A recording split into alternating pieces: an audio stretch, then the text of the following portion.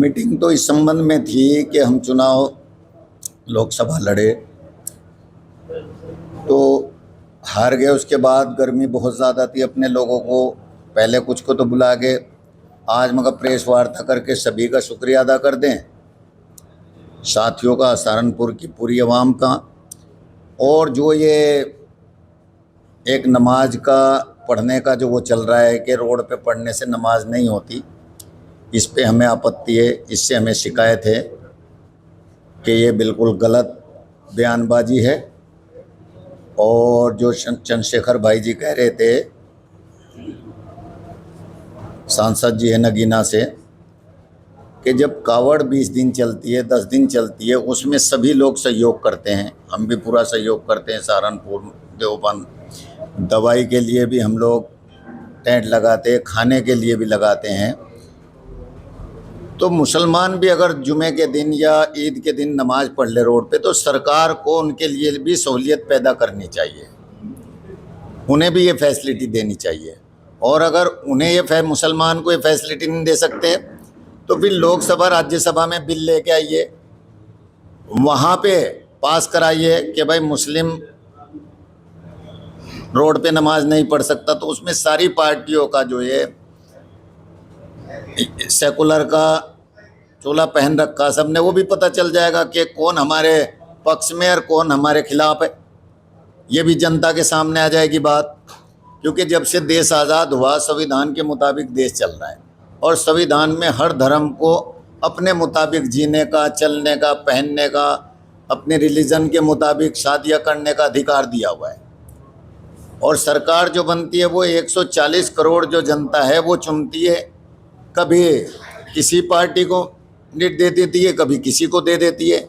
वो उसकी जिम्मेदारी रहती है कि वो 5 साल अपने आवाम के साथ किस तरीके से पेश आता है और कैसे अपने आवाम को खुशहाल कर सकता है, कैसे उन्हें हर तरीके की सहूलियत दे सकता है। तो हम इसके खिलाफ है, ये बहुत गलत बात है। और नमाज की इजाज़त जुमे को और ईद की नमाज जो होती है उसकी मिलनी चाहिए, पहले से है इजाज़त, उसमें सहूलियत देनी चाहिए सरकार को। आदरणीय मुख्यमंत्री जी से भी हम अपील करते हैं, जब सर्व समाज को, अदर समाज को मिलती है तो मुसलमानों को भी मिलनी चाहिए, उन्हें भी दिक्कत पैदा नहीं होनी चाहिए। 5 मिनट लगती है नमाज पढ़ने में, क्या आपत्ति है, क्या दिक्कत है, नहीं होनी चाहिए। पार्टी से निष्कासित किया आदरणीय बहन जी ने, नेता है हमारी, हम उन्हीं से लोकसभा लड़े, विधानसभा चेयरमैन भी रहे, तो वो उनका अपना निर्णय था। अब किस बात पे किया ये मुझे समझ नहीं आया, मुझे उस पर कोई आपत्ति नहीं। जी,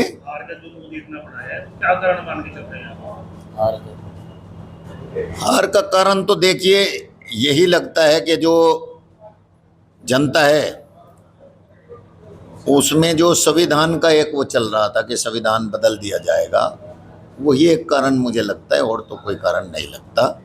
वो जनता में नीचे तक गया, सबको ऐसा एहसास हुआ, ऐसा फिक्र हुई सबको कि शायद अगर ये 400 पार हो जाए तो शायद संविधान में कोई संशोधन कर दे और लोगों को और तकलीफें पैदा हो। तो इसलिए लोग गठबंधन की तरफ गए। वैसे गठबंधन का उसमें कोई वो नहीं है, वो जनता का फैसला था उस तरफ। आप नमाज का समर्थन कर रहे हैं, दूसरी तरफ जो आपके भाई को विरोध कर रहे हैं, तो क्या कहना चाहिए? देखिए, भाई तो मेरे आप भी हो, ये सब मेरे भाई हो, आपके मेरे दुश्मन है, आप भी मेरे भाई हो। 18 साल का होने के बाद हर आदमी बालिग हो जाता है, वो अपना निर्णय खुद ले सकता है। तो मेरे भाई से हो सकता है इन्हीं बातों को लेके मेरी उसकी नहीं बनती। 15 साल से वो अलग रास्ते पे, मैं अलग रास्ते पे हूँ, क्यों दुनिया में विचारधारा की लड़ाई है। अगर मेरे और आपके विचार नहीं मिलते तो मेरा रास्ता अलग हो जाएगा, आपका रास्ता अलग हो जाएगा।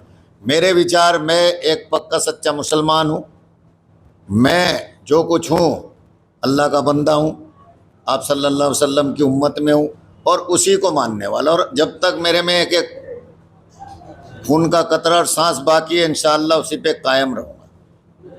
अच्छा, ऐसे समय भी कावड़ शुरू होने वाली है और आप ये बयान दे रहे हैं सड़कों पर नमाज पढ़ी है, क्या कहना चाहते हैं? सड़कों पे नमाज, अगर मस्जिद छोटी हो गई, जुमे के दिन वहाँ लोग ज़्यादा हैं, तो अगर 20 मिनट के लिए नमाज पढ़ ले तो क्या दिक्कत है। ऐसी रोड पे तो जहाँ कावड़ चलती है वहाँ तो नहीं मुझे लगता कोई मस्जिद है। मेन रोड पे तो एक भी मस्जिद नहीं है। मस्जिद जो होती है वो शहर में अंदर है या मोहल्ले में है, मेन रोड पे तो कोई ऐसी मस्जिद नहीं है। और हम कावड़ का पूरा सम्मान करते हैं, सहयोग करते हैं। अब देखिए, हम दवाई फ्री, खाना, जो हमसे खिदमत हो सकती है हम पूरी कावड़ियों की खिदमत करते हैं।